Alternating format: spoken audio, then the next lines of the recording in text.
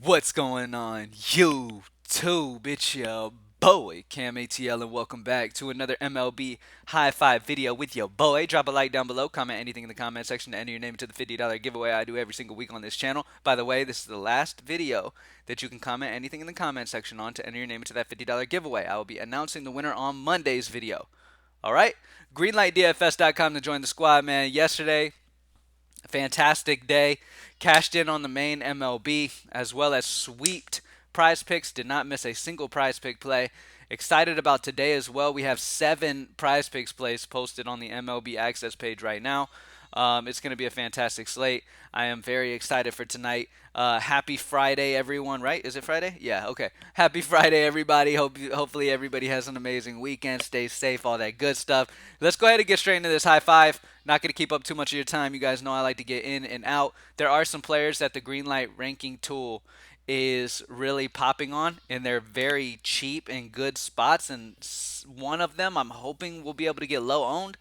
Well, all of them I'm hoping are low owned, but we'll see what happens. But I'm excited for this slate, man. Big upside, big potential. As you guys know, the Greenlight ranking tool that you get access with when you grab a package at Greenlight DFS, you can find it under member exclusive tools. That tool has been absolutely dominating. If you, especially if you have a question between this guy, or you want to see what the best roster construction kind of would be by looking at where the best value is, and then kind of building from there. The player ranking tool has been fantastic. I mean, it's one of my main sources of what I look at, and it's our tool, which is awesome. And it cuts down a lot of research time as well because it's got all these different things that I used to research already put into it. That's the whole point of it. Simplify the research process, make it super simple, make it super easy for people to just be able to find the right play without having to do all that extra shit, looking at batted ball percent and looking at hard contact, looking at the pitcher versus this hand and all this other stuff. It's already included into their ranking. And so the higher the score, the better the play. All right. Now let's go ahead and get straight into it.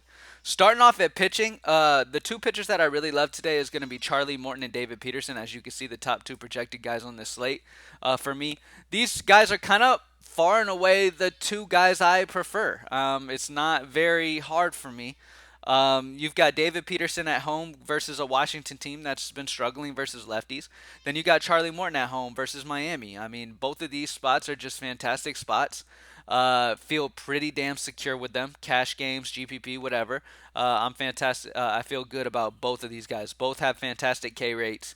And both are in fantastic spots at home in games that they should also get the W on. So I really like this spot for Charlie Morton and David Peterson. All right, let's start with the value, and then the last play will be the spend up. At second base, you can actually play Nick Gordon. Nick Gordon is one of the guys that is popping on the ranking tool. And I have come to realize that you just don't doubt the ranking tool. You just play these guys when they're popping as value on the ranking tool. Nick Gordon is popping at over a 4 score, which if you've used our ranking tool, you know that's pretty damn good for a guy at 2-2. You can play him at second base or the outfield, which is pretty cool. It allows you to, move him around where normally he's only in the outfield. So Nick Gordon's one of those guys. He hits with good power. Last couple games he's been hot. Ranking tool pops on them. I mean, you just can't go wrong there. Minnesota's is a team that is popping hard on the ranking tool. All of these players are really popping hard, especially the lefties, and they're in fantastic spots. Speaking of that, another guy. I talked about the lefties of Minnesota, Max Kepler at 3-2. These guys are just too cheap in the spot they're in this good matchup. Lefty righty matchup against Davis Martin. Fantastic spot here once again. Like I said, Ranking Tool loves these dudes, and I see why. Lefty righty matchup. I really love the fact that their Vegas total isn't super high, so I'm thinking the ownership will be low on Minnesota. So, really, my first thoughts on this slate today were like, okay, Ranking Tool is popping on Minnesota. Minnesota is not a very high Vegas implied total, which means that the takedown chances are even higher today than normal because the Ranking Tool loves a team that's not popping super hard on Vegas. And as we know, the basic way that you could think of these things is like, okay, you can look at the Vegas total to kind of get an idea of where ownership's going to be because a ton of people just go off ownership and stack those. I mean, go off of Vegas total and stack those games. So we can definitely take advantage of those newer players who play that way. And I mean, sadly, not just newer players play that way. So we could take advantage of that and really play the guys in good spots that are in a lower Vegas total that are going to garner less ownership because of that.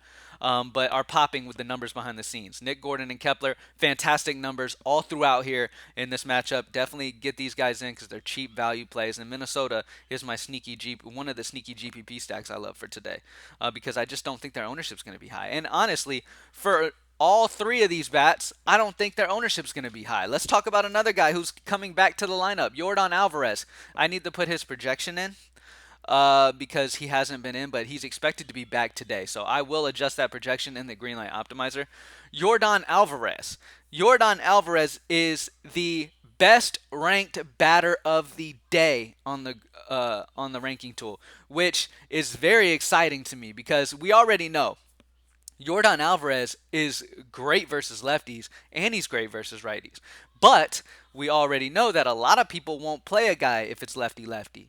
You know what I'm saying? Or it's righty-righty. They prefer the lefty-righty matchup or the righty-lefty matchup, blah, blah, blah. And a lot of times they'll fade situations like this. Yordan Alvarez has huge upside. He's coming back. This is his first game back. How many games did he miss? He's missed a couple games. His first game back, going against Detmers, lefty-lefty matchup, I understand, but Yordan Alvarez is amazing, still hits lefties hard, and as the ranking tool will show you, he is the best bat on the entire slate with the numbers behind the scenes implemented into this. Okay, remember there's a lot of different things implemented into these ranking scores, and Yordan Alvarez is at the top of the list, and he's lefty-lefty, so you know the ownership's not going to be very high. And I love this play here, and I'm willing to take that shot on him for sure. I'll do more research as the day goes on, but I mean, Yordan Alvarez, lefty lefty, nobody on him, double dong potential anytime he plays a game. I'm definitely fine with taking a shot on that. So we have Charlie Morton, David Peterson. I don't believe those two guys are going to be very low owned, but that's fine because we're getting low owned in the bats. Nick Gordon at 2-2. I told you guys, Minnesota is kind of a cheap GPP stack I like today. Really popping on that ranking tool that has been absolutely fire over the last couple months. Max Kepler, another great play. Lefty-righty matchup. Fantastic spot. Again, part of that Minnesota team where the prices on these guys are too low in the situation they're in. And then Yordan Alvarez, overall the best ranked bat on the entire slate. And he's got the lefty-lefty matchup, so ownership's going to be held in check. Fantastic spot here to take advantage of that. Absolutely love it. And a lot of people don't have the balls to play this at 5'9" against a lefty. But I do. You know what I'm saying? I'm down for the risk, especially in baseball. Like in baseball, anything can happen. So if ownership's super low on a guy who could hit 2 home runs, I mean, take that shot. Why not?